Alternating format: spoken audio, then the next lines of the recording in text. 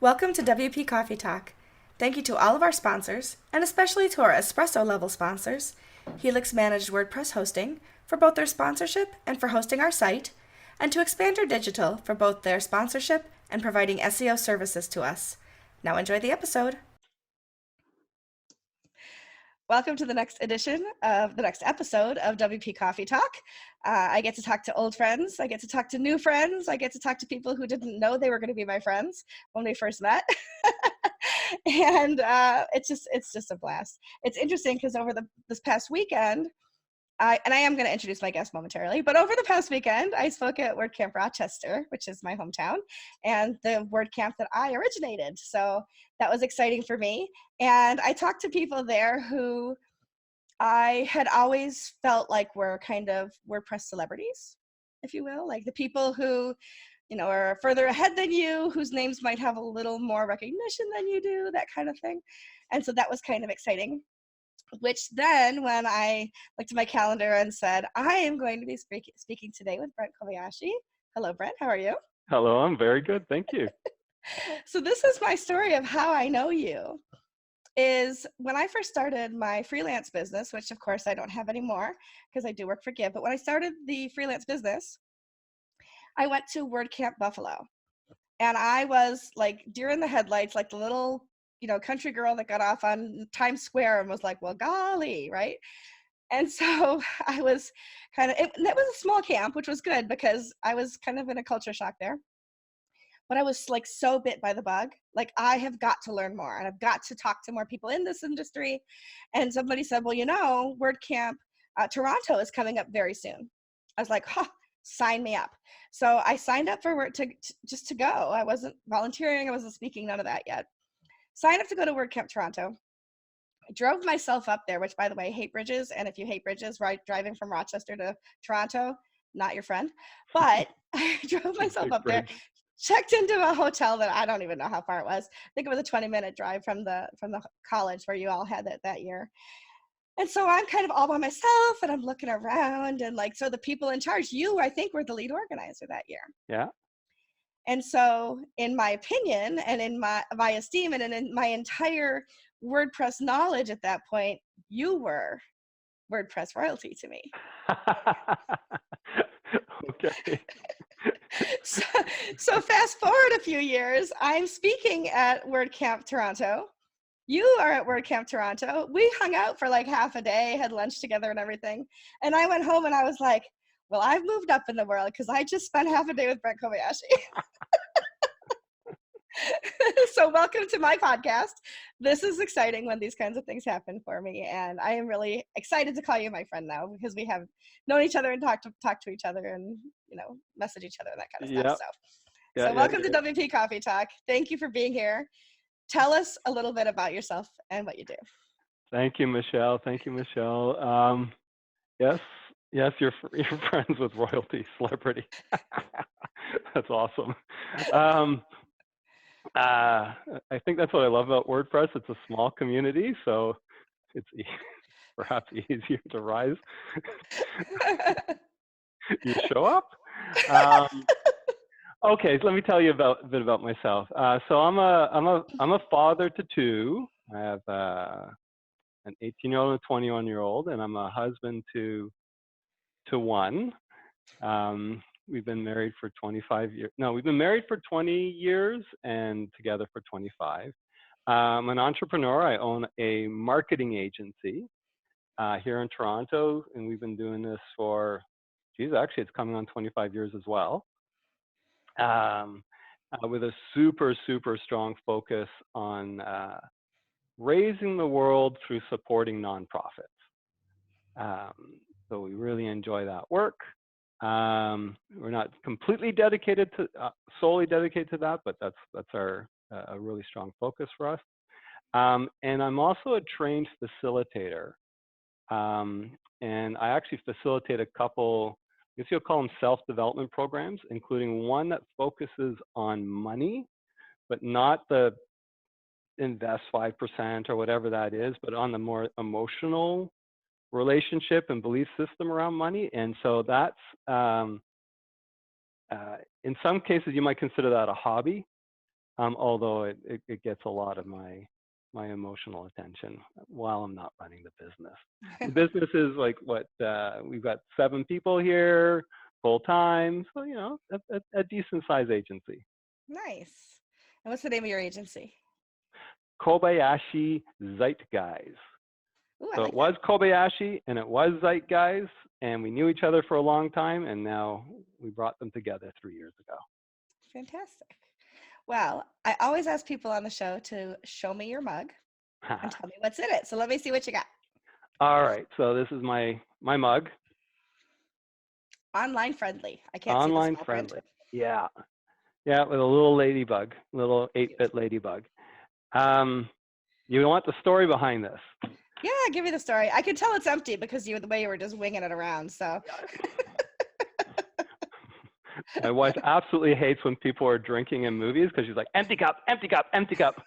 I do the same thing. I like your wife already. Yeah.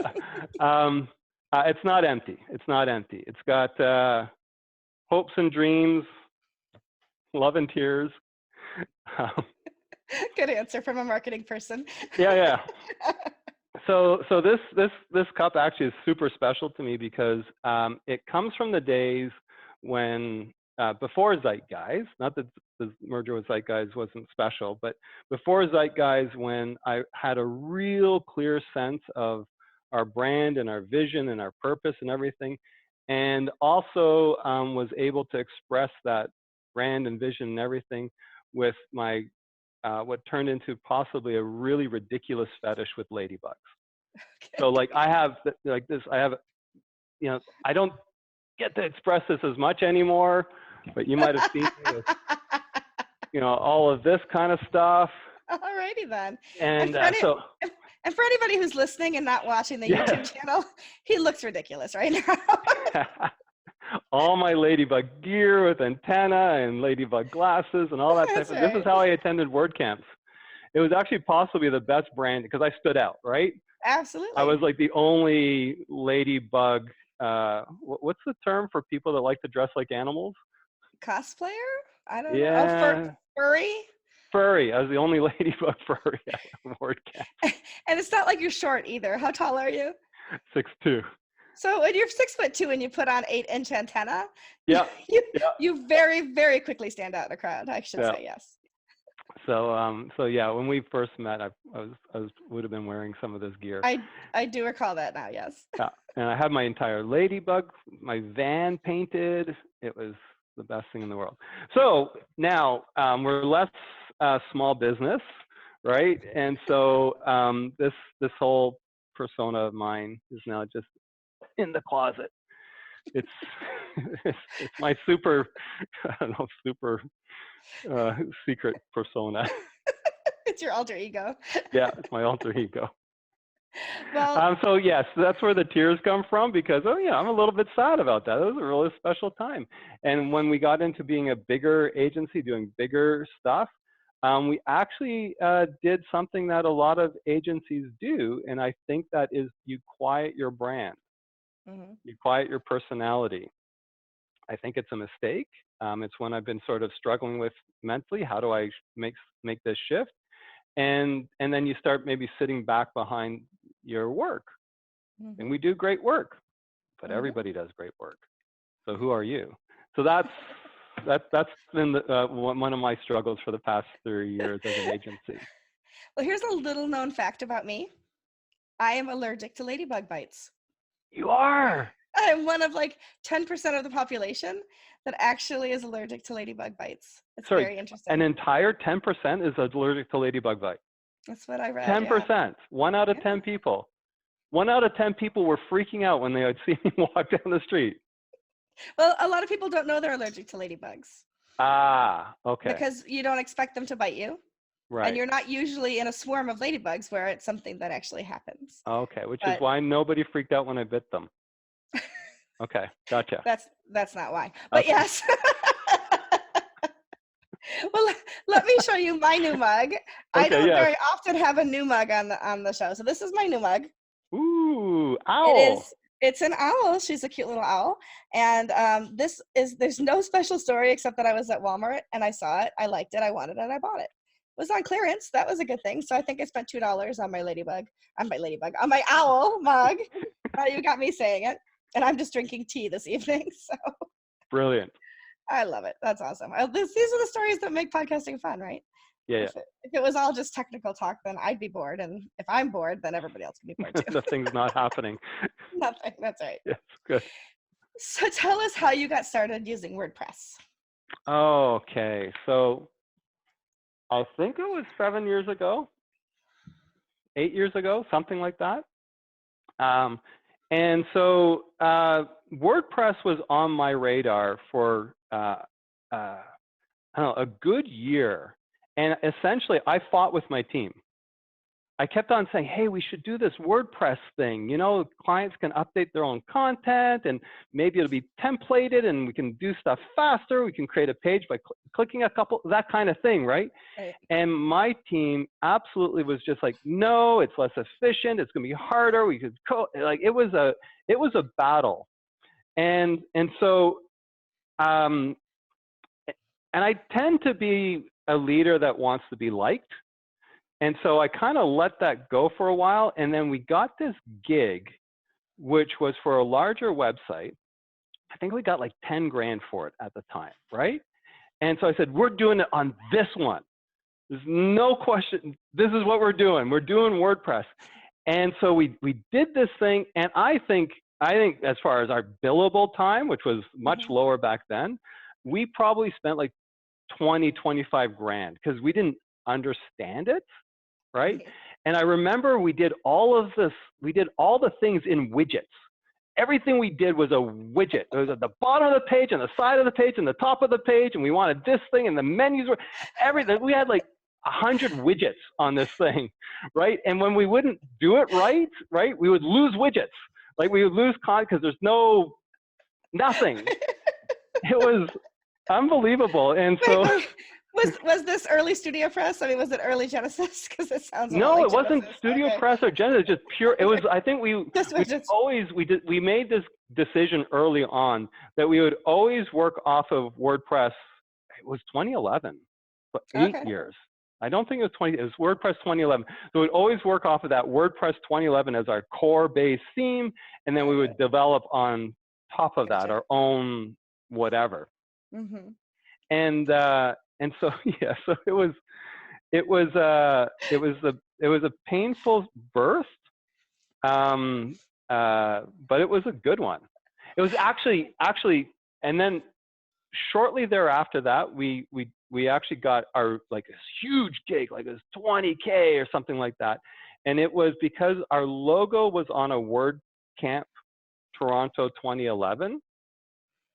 Didn't have a link to us, didn't have anything, and the guy had to hunt us down to find out, do you guys do WordPress? I saw your logo on this thing. And then that's when it really, the team got up to speed because it was a complicated website. Yeah, so it was perhaps a little bit of a difficult birth, and it took me a while to convince my team to become pregnant with WordPress, but we did it. That's awesome. I'm sitting here thinking, I wonder what SEO is like off of only widgets. Oh my gosh. No. Let's not go there. Oh, geez. Actually, my brain's starting to hurt a little right now. Well, this is a good segue into my next question, which is, what do you think we don't focus enough attention on in our current websites? And I'm not talking about you and me. I'm talking about in general across the web, right? That would make websites, especially WordPress websites, stronger and better. Specifically for the end user, for the site visitor. Right. So I feel like, and this actually came out of getting together with Zeitgeist, there's a process at the beginning of measuring before you start chopping things up, right? Which I think is missed. And it can feel like a big process, like you should do that for big websites, but you can really get it down to like just a couple hours, 2 or 3 hours. And it is really saying, okay, we call it usage modeling workshop, which sounds big, but it is really just saying, what are your business objectives? Straight up, your business objectives. Rank them. right? If you really want to get into a little bit, rank them with percentages, right? So you got 5 business objectives and one's worth 50% and one's worth 5, right? Just really understand that. You don't necessarily have to bring it into a big algorithm or something, but really understand this one's the big one, this one's the little one. Not this one's first, second, third, fourth, and fifth. Right. Our brain will then equivalate all of those. And then say, who are your users? And really understand them, and then rank them. Same thing. This one's worth a whole lot. This one's worth very, you know, and include your internal staff, right? Whoever has to administer the website. And again, they might be bigger or littler, but they're on there. Then start talking about what your website wants to do. And everything that your website wants to do, you put them against and say, does it meet these, which objectives does they meet and which users do they match? And it doesn't have to be a big thing. Like for some of the bigger websites, we have this huge grid and Excel and calculations and all that kind of stuff. But just think about those things, because you should always be measuring against this when you're building your website, because then it takes opinion, yours and your developers and the rest of your team and the company and head honchos or whatever, kind of out of the equation. Or it makes them, their opinion, just part of the equation, but a little bit more subservient. Right. I don't know if that's really the term I want to use, to the equation of what are we actually trying to do and what do we want people to do. And so I would say that's missing. Because what I think usually happens is we get a resemblance of pretty as the measurement of success. And it's not. It's what business objectives are you meeting and who are you communicating with? That's how you get those business objectives met. And that's it. At the end of the day, I don't care how pretty your website is, that's what you're trying to do. And when people argue against that, I say, what do you think is one of the most successful websites in the business? Craigslist. Amazon.com. Or Amazon.com, yes. Neither Craigslist nor Amazon.com are pretty websites. Yeah. They're utilitarian, but they're easy to navigate. You know exactly what to do when you get there. There's no question about it. And they make use easy for you. Yeah. So I mean, Amazon.com is ridiculously focused. Craigslist is perhaps a little bit pedantic about its simplicity, but yeah, Correct. You're right. Amazon.com, they refine and they refine and they refine. Yeah, they have that objective and users solely in their site. And by the way, they have the best 404 pages. Oh, I haven't looked at them. My favorite thing to do when I have a few minutes of downtime is to hack a 404 on any website. And I'm starting a business with another Canadian, actually, 404play.com. Hopefully by the time this episode airs, it will be out there, where we design 404 pages for your business. Because if you build a 404 page right, you connect with your users in a way that you wouldn't otherwise. I love that. Yeah. Okay, I want to be a creative consultant, like for free. Yeah. Okay. I'm not actually joking here. I believe it. Okay, so the rest of the world's going to hear this, and they're going to say, okay, so you give me the whatever, and I want to be part of the brainstorming team of the 404 pages, because I love it. I love that kind of stuff. You can start by hacking the 404 on WP Coffee Talk, and you'll see the kind of stuff I'm talking about. Okay, brilliant. I will do that. But I'll send you a list of some of the ones I've done recently. But anyway, that's a lot of fun, because if you think about the entire site, then you connect with your users, no matter where they end up, even places they don't expect to be. So love it. Yeah, it's great. Well, what's something you wish you had known when you first started using WordPress that you have since learned, maybe other than the fact that it shouldn't all be built-in widgets? 100% the importance of ongoing maintenance. Yes, absolutely. How much we've contributed to the sites that are out there that are orphaned and old and either hacked or I don't think many of them are hacked, but primed. So in other words, the idea that, you know what? So 2 things actually, not just upgrade maintenance, because that's of course a security thing, and that's 100% needs to happen. And I wish I had those conversations at the beginning with our clients. So it's expected, it's a cost, or it's a costs either their time or whatever. Like train them, educate them. You go do this, whatever it is, right? Just go click the buttons, set the backup software on your own site. You do it. You don't need us, right? And also from an agency perspective, this concept of ongoing engagement and development for the client. Again, going back to those business objectives, what does that look like? So way too many set it and forget it sites that have happened in the past. Way too many. I had somebody say to me the other day that they'd thought about the fact that having an old website out there might just be bad for their business, even if they no longer had that business, somehow make its way back to them. But it never occurred to them that they could that if a site like that gets hacked, you might not be able to tell by looking at it. So for example, I had a site get hacked once, and it was sending out spam email like crazy, but you wouldn't know that unless your server company says, hey, by the way, we just had to shut you down because. So you want to be careful about those things for sure. Absolutely. And you are the first person in over 60 guests to say that. So thank you. What? I know. Okay. Everybody has different ideas, and they're all good ideas, but you're the first person to say that one. So I appreciate it. Listen, hacked websites change elections now, right? So. Oh my goodness. Yes. Absolutely.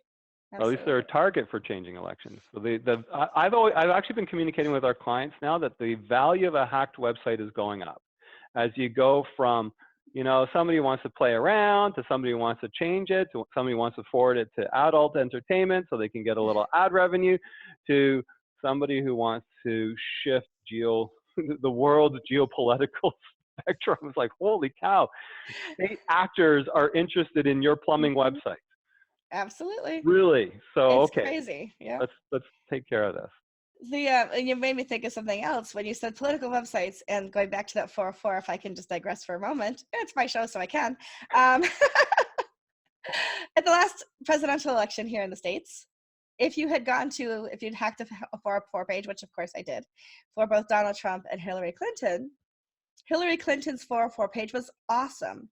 It had two things going for it. On the right-hand side, about 2/3 of the page, was an animated GIF of her trying to get on the subway with her slide card. And if you've ever used a slide card on the subway, they don't always work right. So you slide it through, you try to walk through, the stylus doesn't turn, and you kind of bounce back off of it. And that's what happened to her in that particular moment. And so she, or her team, of course, used that image as, oops, that's not what you want to see. That's what we didn't expect. And that's what a 404 page feels like, right? Like, oops. And on the left-hand side, it says, we didn't expect for you to be here either, but perhaps you were looking to make a donation. Perhaps you were looking to volunteer. Perhaps you were looking for the homepage. Nice. Similarly, had you gone to Donald Trump's 404 page, it was 404 page not found. That's it. That was it. So that was another lesson to me. And like, I got to do something with these 404s. I can't let a site go out there without a nice, fun, or appropriate. They're not always fun and they're not always funny, but they're always appropriate. I always say I wouldn't put humor on a funeral home website, for example. But the funny thing is, I am looking for the funeral home that would put humor on it. Exactly. Right? When you talk about when we're talking about ladybugs and brand and all that kind of stuff, that's the number one thing I believe in is stand out, because otherwise you're the same. Right. But if that's not your branding, then that should not be your 404 page either. I'd agree with that one. Yeah. I So actually want to start a funeral home where the brand is, I don't know, you've reached the end. Yeah. We don't use embalming fluid. We use strawberry wine. Oh, good stuff. Yes. Yes. Behind the scenes. Yeah. Little photos, a little animated GIF behind the scenes. Whoops. We send your loved one off really happy. Full of wine.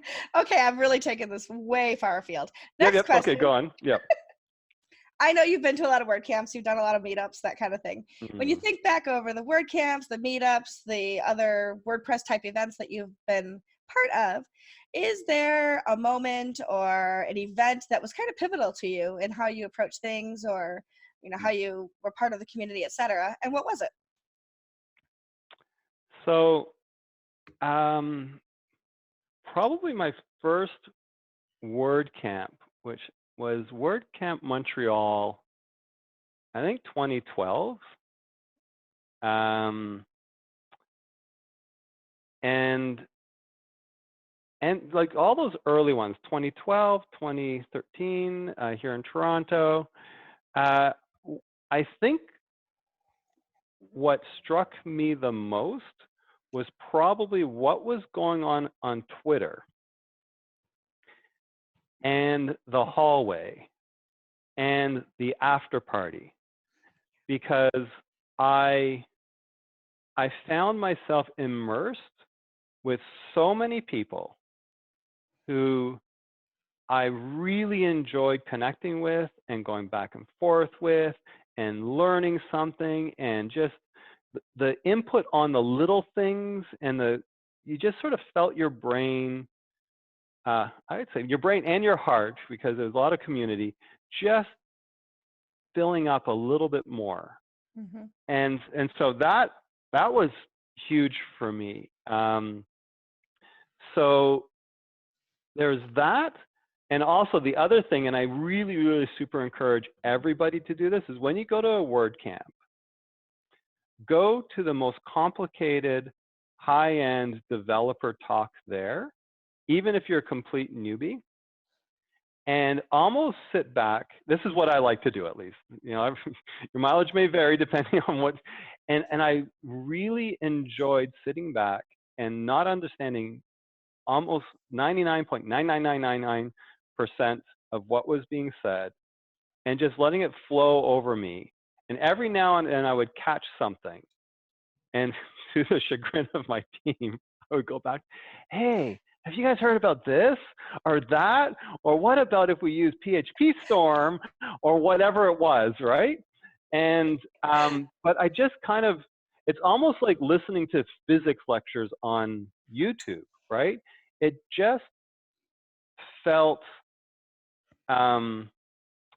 so much like people were willing to share this big thing, and then when you kind of understood, kind of started to understand the shape of things roughly, I just felt like, this is something that I've expanded myself. Yeah. I don't know. I really, really just dug it.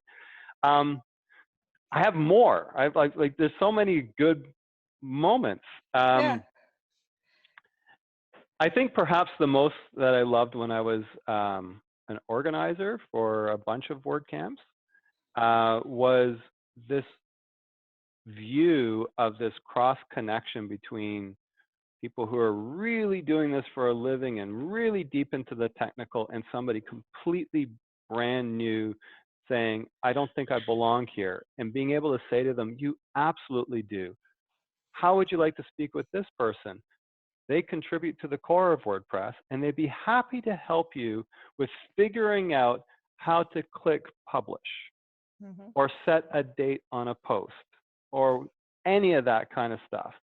Mm-hmm. That's the way this works here. Let me connect you to WordPress royalty. Yeah, that's right. And so, Michelle, yeah, because, you know, and it actually goes back to, I remember I was at a VIP event, and I was sitting there, and I was talking with Matt Mullenweg, and he was just chatting. I was like, holy cow, this guy's, I don't know how many, there's like 200 people in Automatic at the time, and we're just sitting there chatting, and he was talking about, yeah, going to the support forums. That's kind of how I started. Just help one person, because you'll know something that they don't know. Mm-hmm. Even if it's just to show up and be somebody that shows up, Mm-hmm. you're contributing. So Yep. that was huge. That feeling of community was probably the biggest one for me.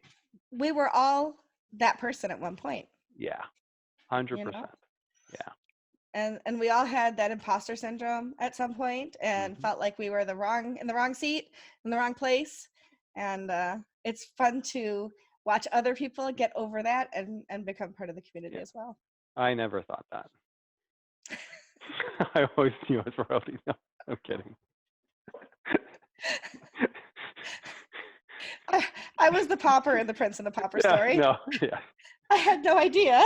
There were so many Someday people that I people was just might know like, my name. wow. Yeah. No, the funny thing is, actually, the honest truth is I actually never really felt, maybe chatting with Matt Mullenweg, I was like, holy crap, this is pretty cool.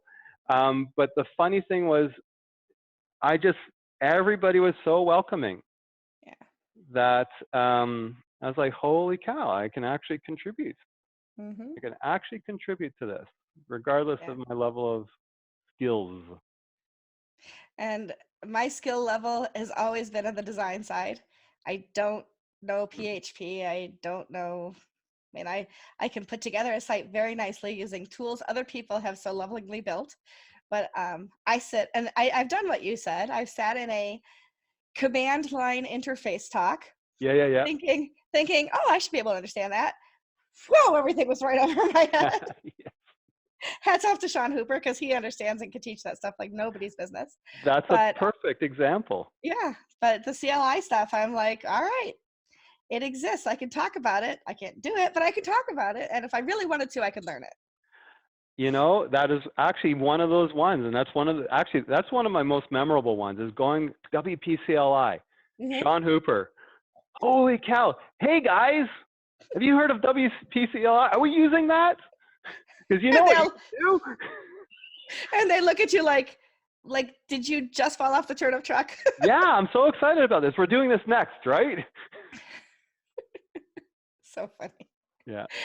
So tell us a little bit about the business itself. So you're working with nonprofits. I know a couple weeks ago, I had the pleasure of digitally presenting to your group there over a lunch hour, I think, or two, about nonprofit information and that. So what Yeah. percentage of your company do you dealing with nonprofits? What do you do? Building websites? What other kind of marketing do you do? Just give us kind of a, nutshell version. Yeah, for sure. So we got a few things going on with nonprofits. So we have a regular monthly meetup. We have a podcast that's struggling to get off the ground a little bit. So other things are taking my attention. And then in terms of percentage of business, that's an interesting question. I say it could be as low as 30% to up to 50% of revenue this past year. However, it's a concentration, right? So if you want to talk about a little bit earlier, what I was talking about brand, it's something I believe so strongly in is stand for something, especially in our creative agency world. Oh my gosh, we all are so comfortable with taking every single gig and saying, we'll do that for you to everybody, or do that to you. We'll do that for you and to you, sometimes with the online stuff, whether you like it or not, whether we realize it or not. And so it's taken a while for me to figure out really what we stand for and what we want to be known for, niche you can call it, and to start ramping that up. Even though it's been kind of staring at us in the face, we've always gone through all of the same questions. Oh, maybe not-for-profits don't have much money, even though a lot of ours do have bigger sites. Oh, if we say we're not-for-profits, then will the corporations want to deal with, like, all that kind of stuff? And I'm just like, enough of that, okay? Yes, we might be sawing off one leg, but we'll be running fast, right? So it's something where so yeah, around I think it's probably closer to 30 or 40% of the business, but it's also something we love, right? So one of the brilliant things about working with not-for-profits is they're really clear on their mission and vision. They know what they're doing in this world, right? And it's really super important that their website communicates their mission and vision and translates it into their objectives, whatever those objectives might be. It could be policy change. It could be all sorts of different things. It could even be selling stuff. When you go to a business, a lot of businesses struggle with mission and vision. because a lot of people are in business because it's a way to bring home revenue. Not a problem with that. I absolutely love that. I love money. Money's wonderful. And yet, me getting money usually doesn't connect with you, client, wanting to buy something, right? Which is why there's all, Simon Sinek's Start With Why and all that kind of stuff. However, at the end of the day, many businesses struggle with that. So it's harder actually to communicate. It's actually where I believe the sort of the thought of marketing is all lies anyways comes from. At least I've been saying it forever, is because oftentimes the shareholder, the owner's objective is, I want this to be an investment vehicle, which returns money, versus I want this to be something that I'm bringing to this world, right? Or there's conflict there, right? The person says, I would love it to be something I'm bringing to this world, but first I need to make sure I'm okay. I get that as well. So when we work with small businesses, and still absolutely love it, because our objective is to get you past that, right? It's kind of like, there's not love is not finite. Love yourself so much it starts to spill over to the rest of the world, and it's amazing. With businesses, like, okay, get enough money so that your true purpose starts to spill out, and then you can be the best whatever it is, or excellence in what you're doing and all that kind of stuff. And you cannot be so worried about, I need this website to convert into X dollars, and just shove people through the funnel, even if half of them are screaming as they're squeezed into pulp. That's by the pain of your remarketing and all that kind of stuff that we do, right? Because it's like, at the end of the day, if advertising and marketing is cheap enough, I don't care if only 0.5% of the people actually get to the end, right? Because they happen to be the sadomasochists that are willing to somehow connect with you. And the rest of them are like, man, why did you waste my time with that stuff? Or getting so used to it, right? You get blinders up. So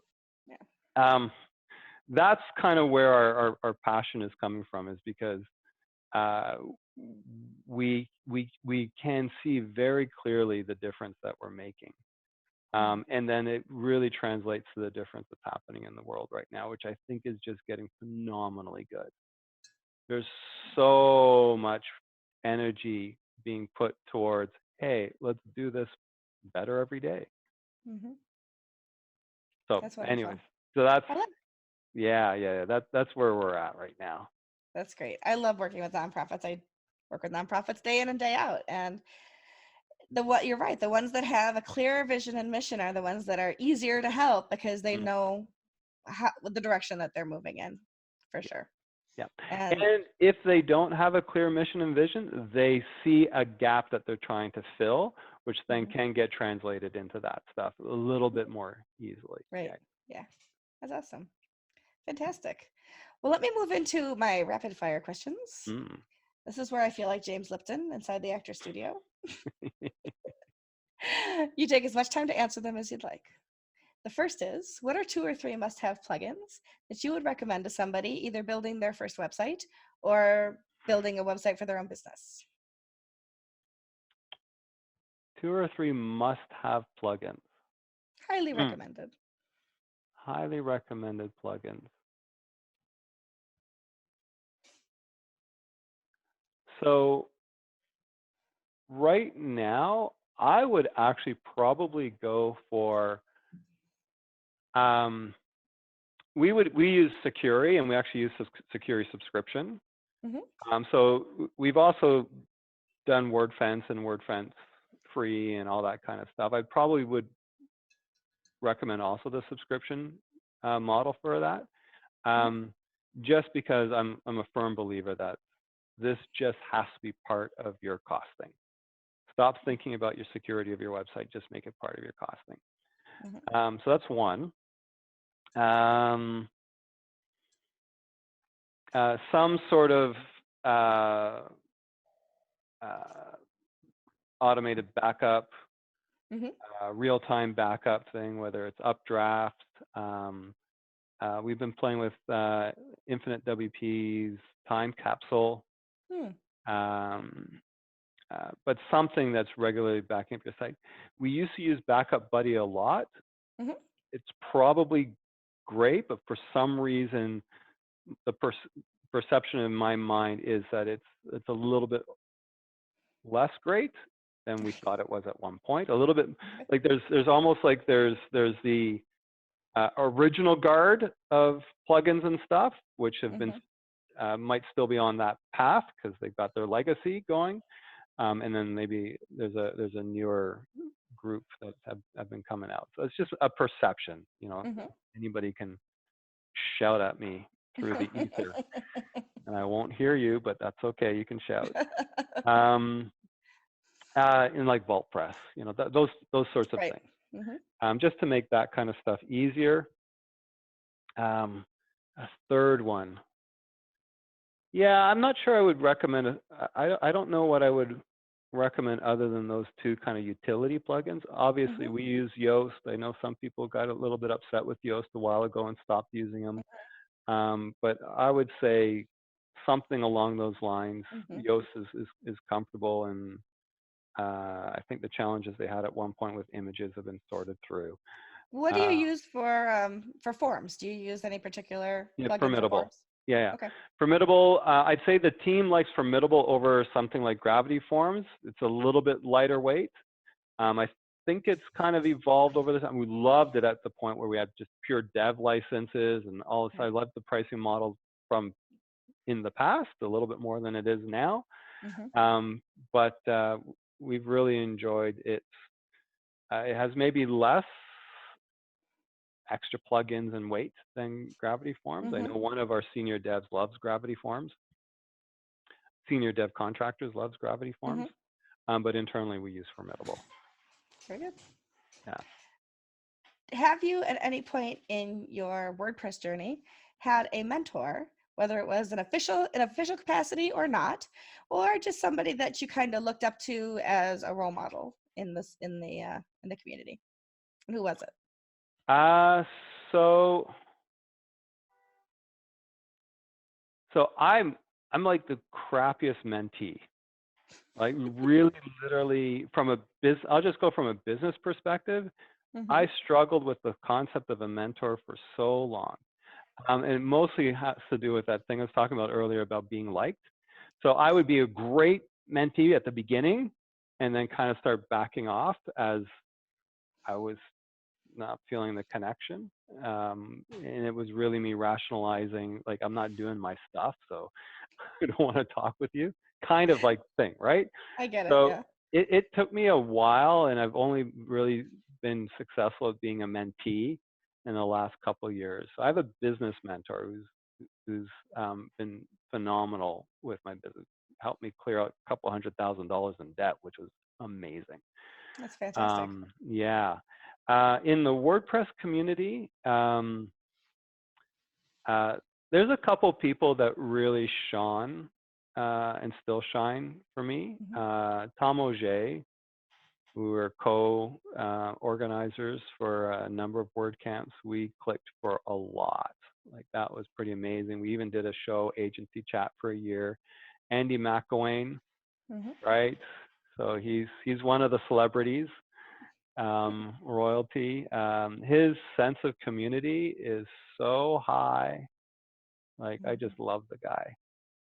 He is a big, he is somebody I've definitely looked up to and really enjoyed being. And then there's the Montreal crowd who somehow have become really fond in my heart. So Brian Rothstein, jeez, Brian, I'm sorry. Rothstein, yes. Wow. I don't really love you, Brian, and I just showed my hand. Yeah, no, love Brian so much. And then, of course, Carl. Right? Carl Alexander. Carl is my drinking mentor. So Carl and I, and after parties, and we would have this time when he had all the tickets in Montreal and the power of the tickets, the drink tickets, right? And then he would come to Toronto and be like, now I have the power of the drink tickets. And so I don't know. I don't know if you call that mentorship. I think it was. Kindred? There's I don't something we know. were mentoring each other with. I think it was like co-mentoring, co-mentoring. I'm not sure. He was still controlling the tickets this year at Montreal 2019. So Oh, he was. Oh, I should have been there. That would have been. I would have gone just for that. it was a good time. Yeah. I love his t-shirts too. I think he has one that says something about "Shut up, liver." Yeah. The next question is, who is someone you admire in the WordPress community and why? So is there somebody else that you didn't look up to as a mentor, but somebody that you admire? Or did you name them all? I think I've named them all. Yeah, you know what? I think I would actually go back to Matt Mullenweg. Mm-hmm. You know,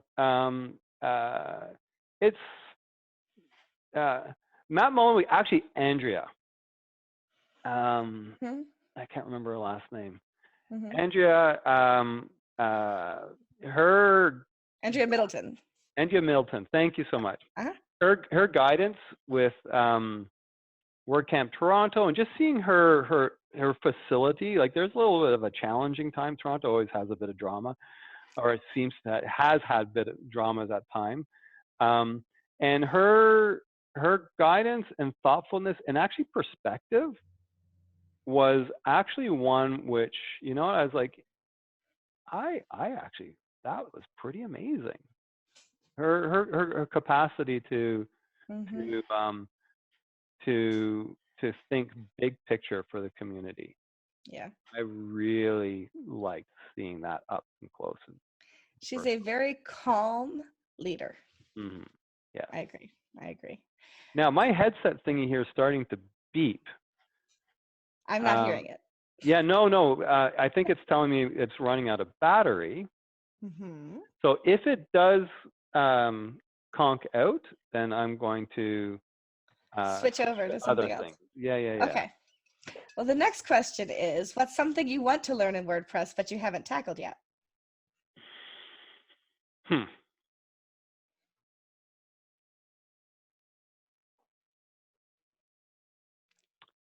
Okay. So the honest truth of that right now is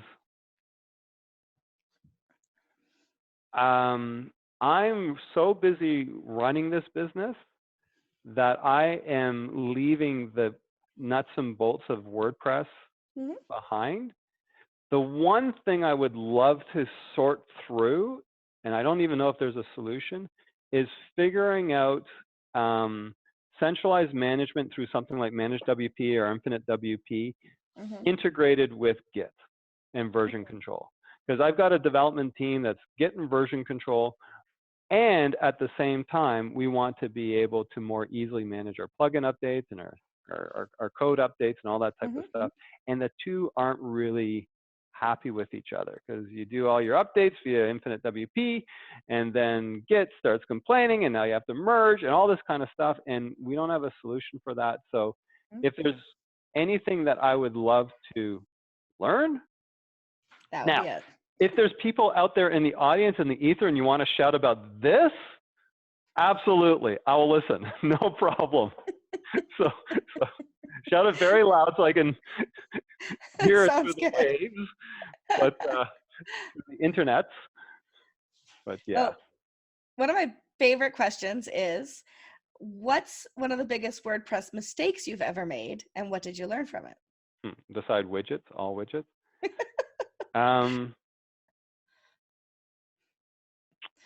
Biggest WordPress mistake. Yeah, all widgets. That was fun.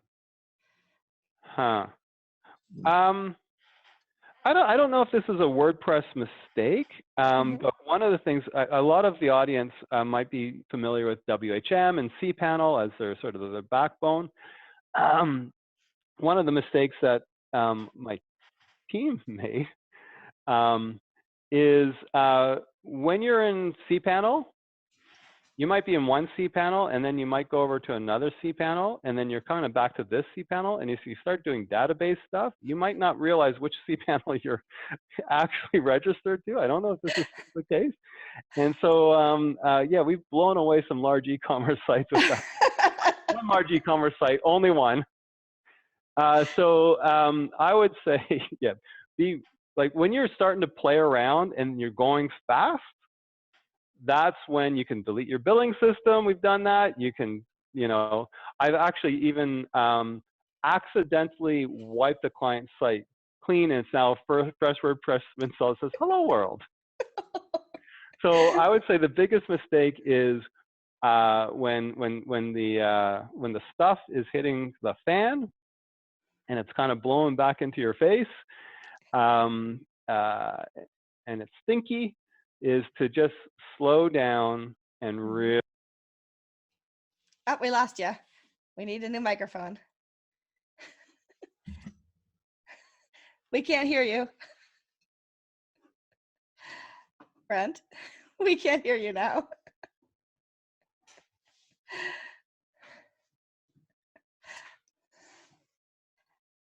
He's coming back.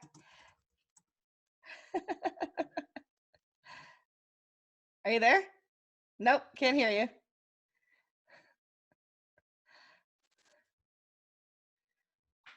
How's this? That's much better. Perfect. Okay. Okay, we lost you somewhere in there. So Where did you lose? I lost you right around. So when it gets stinky. Yeah, when the stuff is blowing back at you, the smelly stuff, and you're going fast, just slow right down, because I guarantee you, in 1,000 years, nobody is going to care. I would actually say in 1 year, you're not going to care. In 10 years, you're not going to look back at this time and say, darn, I wish, I hadn't taken that extra hour, right? So, yeah, just slow down when stuff is happening. It really, manage the client and just say, apologies, I know this is really super important. And get errors and omissions insurance. It's one of the first things I did when I was like, oh my gosh, we have e-commerce websites. Somebody's going to sue us for a lot of money. Yeah. They're not, and they haven't ever. And nobody's even barked about it, even with all, stuff has happened. But yeah, buy errors and omissions insurance. It's a couple $1,000 a year. Yeah. And it can be just a little bit of peace of mind that you just might not be changing your career quickly. That was one of the first purchases I made when I had my freelance. Good for you. And omissions. Yep. Absolutely. Oh, as a freelancer. Yeah. Michelle, you're such a wise person. I was afraid it should be like a 15% or 10% discount, and I would mistakenly hit that zero another time, make it 100% discount, and I needed to know that I wasn't going to lose my house over it. So. Yeah.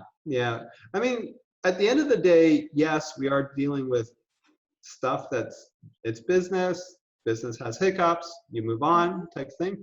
And at the same time, we're also dealing with people, and you never know what they're in the middle of. True. And they could be in the middle of something where this just felt like it was the worst thing for them, and they need to get something back. Right. And so, you know what? Protect yourself. Absolutely. Secure your websites and protect your business. Absolutely. What's your proudest WordPress moment? My proudest WordPress moment.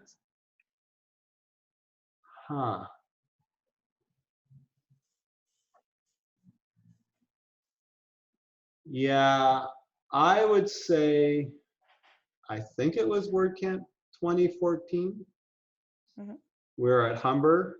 My proudest WordPress moment would be, actually, my proudest WordPress moment, and this was both that and looking out in this crowd of people. I think we had like 400 people there as at Humber, and they're in this thing, and we were on the steps, and we're talking with them, and we're talking about what to do here.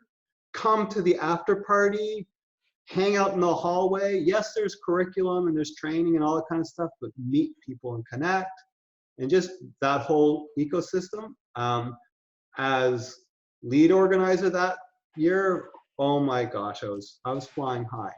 But my absolute proudest moment was on day 2. Like, Humber, you're actually not supposed to do your own catering. Okay. They get upset, right? Because there's an official caterer, and we kind of didn't know this, so we brought in our own stuff. And we brought in these Japanese triangle. Those were awful. Yeah, oh, you're one of the awfuls. Yes. Okay, so that was so that was my proudest moment. Okay, because you remember when I was talking about branding? Yes. Right? Stand for something, half the people can hate you, half the people can love you. So I kid you not, my proudest moment was when we, one, did that, and two, got the very clear feedback that this was the dividing line, right? This was the best, absolutely most wonderful thing in the world. And there were a lot of those. It was almost 50-50. And oh my gosh, you stupid. Actually, they weren't. Most were not that. But, oh my gosh, this was horrible. Why did you do that to me? Right? Okay, so you're one of the horrible ones. So, thank you for actually, like, literally, Michelle, I don't know if your feedback was in there. I hope that your feedback was in there. I'm sure it was. It wasn't there. It was terrible because I actually, my heart actually expanded when I saw that feedback. I was like, I feel so good right now because so many people hated this. But here's the funny thing. That way. I've been to about 35 WordCamps in the last 5 or 6 years. Yeah. I could not tell you any of the food from any of those WordCamps except for those darn triangle rice things. Oh, love you so much. This is so good. You just made my month, I think. Like, last month was Croatia. This month is this conversation right now. There you go. Literally, I was in the most beautiful place in the world, and now I'm getting the most beautiful conversation. That's my pleasure. Don't make me eat those again. Oh, okay. I'm sending you cups and triangle things. There you go. I don't even know where you got them from. They were difficult to navigate. It's like, wait, how am I supposed to open this thing? How is it supposed to work? They weren't even in English, I don't think. I think they were in Japanese or something. I think they're symbolic. They had symbols. Yeah, the food had instructions. Yeah, but you needed Robert Langdon to figure out that symbology. You know, maybe we needed to do a session, like an actual breakout session. Just send people around doing demos. Yeah. I was fine once I threw the seaweed part away, then I ate the rice and I was happy. So there you go. That was okay. It was okay then. It sustained you for the next few hours. Until I could get to McDonald's, it was fine.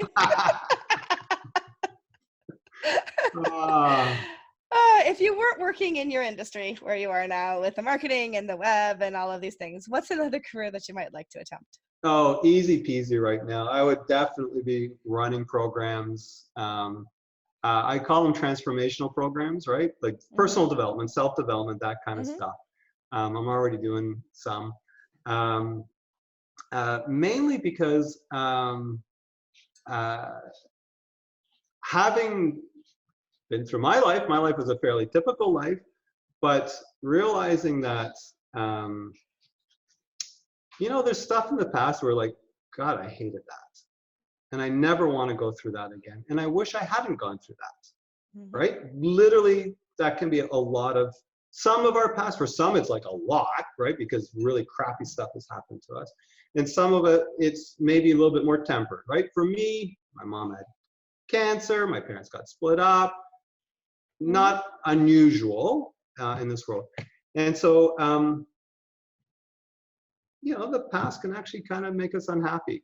And the reason why some of these programs are transformational programs is because it actually walks you through the process of actually, I would actually say on the end of it, you know, you're actually not but actually grateful that that stuff happened. Yeah. And so that's why it's transformed. You're actually taking something that's a solid one thing, one way, fixed, this is it, and seeing it from a different point of view, and not just seeing it intellectually, but emotionally. A whole paradigm shift. The whole, it's a paradigm shift, a point of view shift, whatever it is. And the results of that are that you in the present, I actually do believe, are actually able to do what you want better. That's wonderful. Right? And so I knew when the thing with Zeitgeist happened 3 years ago. I actually remember telling my wife and business partner at the time, I'm going to have to change. Like, I'm going to have to change in order to be successful. As I mentioned, I need to clear out hundreds of thousands of dollars of debt because it took a bit of time for me to change, right? Sure. I'm human, and it was through these things where it's just like I actually took it as a leadership program to be able to lead, and what I found was it was actually a lot more me than perhaps tactics. Gotcha. So it was so that's become something that I believe in, passionate about. If anybody wants to check out some of these things, let me know. The one that I'm involved with is called Seeds Leadership, like seeds, like you plant the seeds. Leadership. That's what I would be doing, 100%. That's awesome. I love it. It's great to have something that you're that passionate about. For Oh sure. yeah. For sure. Yeah. And it bleeds into my business life and in my family life and everything else so nicely too. That's great. What's something on your bucket list? So bucket lists, I actually have not had much of a bucket list. I knew there were certain things that were going to happen that would probably be on people's bucket list, like jumping out of an airplane.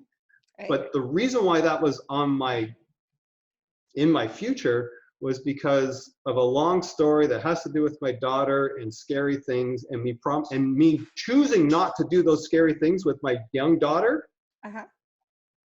Right? And then a year later saying, okay, I'll do it with you. And she was already too scared. So I promised myself that if my son wanted to do scary things, I would do it with him because I had failed my daughter. Bad dad, right? And so my son is the one that says, okay, let's walk on top of the CN Tower. Let's, do this thing. Hey, Dad, we're going to go skydiving. I'm like, yes, okay, bungee jumping, whatever it is, I'll do. So, however, I'd have to say that recently, for some reason, this trip that I mentioned I went to in Croatia, I've actually connected with travel in a way that I did not ever have before. There's a whole other story behind that. As I've grown into emotional maturity, and that means that, and I don't know where the travel is, but getting out there, connecting with people, that's on my bucket list. Oh, and by the way, I had the most amazing experience in a car crashing in Croatia. Like, actually, luckily at the part where you don't fall into the ocean. It could have been like on the side of the road through trees like this. Oh my goodness. Yeah.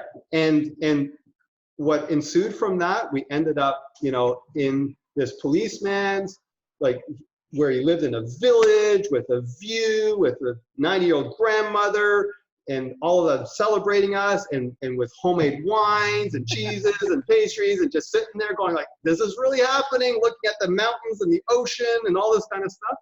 And so I've actually committed to crashing a car in every country I go. Just do it safely. Just to connect with the local constabulary people. There you go. And seeing if they'll invite me to their home. That's an interesting way to go about that. Yeah, it worked. It did. And of one, like I've proven that it works once. Well, the best way to do it is to continue to do it and then see what happens. Figure out how many, what percentage of that is successful. Yes. Show us or tell us about a hidden talent that you have that the WordPress community might not know about. Show or tell you about a hidden talent. Oh, jeez. A hidden talent. Huh. I did send you these questions in advance. You do remember that? Did you send me this one? Yes. It's not on your page. Yes, it is. It is? They're all there, yes. Oh, I stopped at what's your favorite WordCamp meetup talk? Oh, okay, well, I dance. I love to dance. Nice. Yeah. I don't know. Did you want me to show you? If you'd like to. Let's see it. Okay. Let's see it. Man. Okay. Okay. I got to get a song. Okay. Are you ready? I'm ready. Okay. Cool things Sonic Youth. Man. Okay. This is going to be super interesting. This is the kind of thing that will make people happy, or your children will be like, oh my God, my dad danced on TV. Yeah. Okay. Well, YouTube. Do we even have any sound here? Okay, hold on a second. I'm holding. Yep, please hold. Where is our sound? Come on. You can do this. And speakers are, all right. I hear it. And you can hear this? Yeah, we can hear it. All right. All right.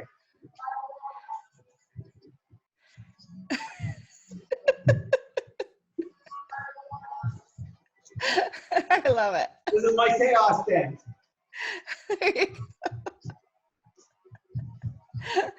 Okay, have you had enough? I believe so. I believe this is where I say don't quit your day job. Oh, come on. Couldn't you feel the essence of? I could, but if you kept that up for 8 hours, you'd have a headache like you wouldn't believe. That's true. Yeah, my head's kind of hurting now. I will need adjustments. Well, my last question to you is, how do we find you online? Your website, your Twitter, whatever. All right. So my website is kobayashi.ca. So that's KOBAYASHI.ca. Super pissed I didn't buy the .com for $50 or $75. Like, that's a lot of money. Way back when. Oh God. Yeah, those things and Twitter, Brent Kobayashi, so Brent Kobayashi. Same with Instagram, Facebook. Just search me up. I'll connect with you. LinkedIn, I'll connect with you. Great. I think that's all of them. I'm on Snapchat as well. TikTok. TikTok. Yes. I do not have a TikTok account, but I might have to get one. Yeah, I have a TikTok account. Oh, that's one of my hobbies is I make funny GIFs. Oh, cool. GIFs. I'm so happy to hear you use the hard G. Right, sorry, Jiffies. No. Matt Cromwell and I have this long going thing where he says it's Jiffy and I say it's Giphy, and I'm right. Okay, well, I'll say Giphy on your podcast. I'll say Jiffy on his. Whatever. Well, he doesn't have one, so it's good. Anyway. Tough noogies then. Or sorry, tough noogies. There you go. I love it. I asked him last year if he got any gifts for Christmas. So anyway, thank you so much for being here today. This has been fun, except my face hurts now from smiling too much. But that's a good problem to have. So yeah. Thank you for being on WP Coffee Talk with me. And until the next episode, we'll see you all later. Thank you so much, Michelle. It's been awesome catching up with you again. Yes. All right. WP Coffee Talk with Michelle Frechette is a proud supporter of WP and Up, whose mission is to support and promote positive mental health within the WordPress community. Visit their website at wpandup.org.